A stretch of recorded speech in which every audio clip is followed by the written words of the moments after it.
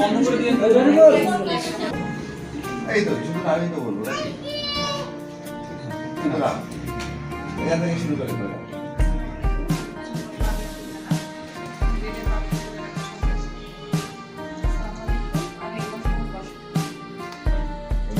Grazie, ti grazie. নাম কি কিছু না আবার বলেন আমার নাম হচ্ছে সাবিনা। সাবিনা আসসালামু আলাইকুম।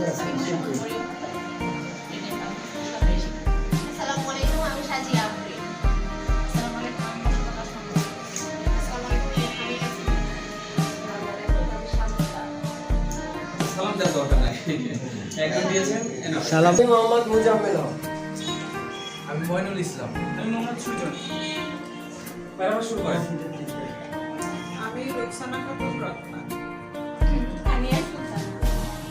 আমার স্বামী ভাই আছে। আসসালামু আলাইকুম, আমি শাওন। সামাদ খাদিজা। তন্নি। আসসালামু আলাইকুম, আমি আফসানা দেবী। আমি রেজাউল করিম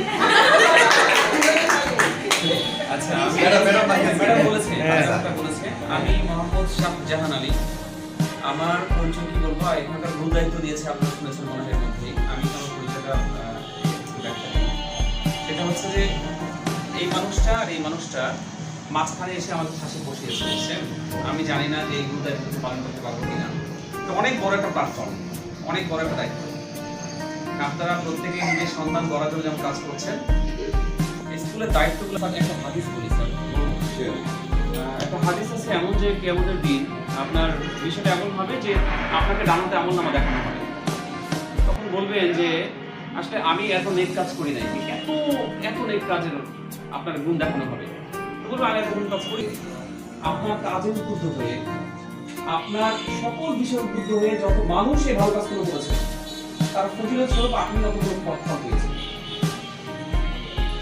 এবং একই ভাবনা এত গুণা তখন বলবেন আমি এত বড় করি নাই তখন একইভাবে গুণা হয়েছে আসলে এটা বোঝানোর অর্থ হচ্ছে দেখেন আমরা কিন্তু পারিপার্শ্বিকতা নিয়ে একটা সন্তান করার লোককে কাজ করছি আমরা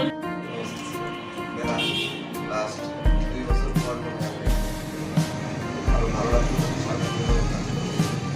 আমরা যদি সাধারণ যাবো আমার প্রধান আমরা দিতে চান তাহলে আমাদের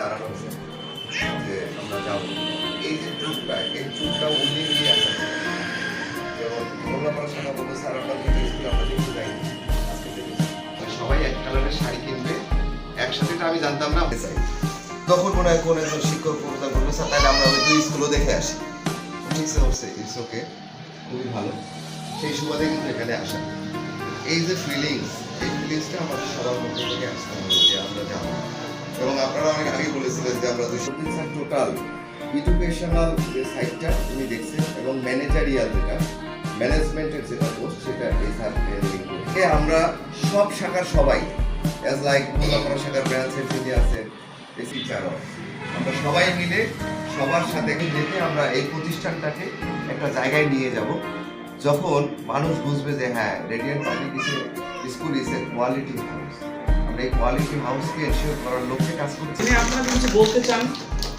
চাইলে বলতে পারেন অসুবিধা নেই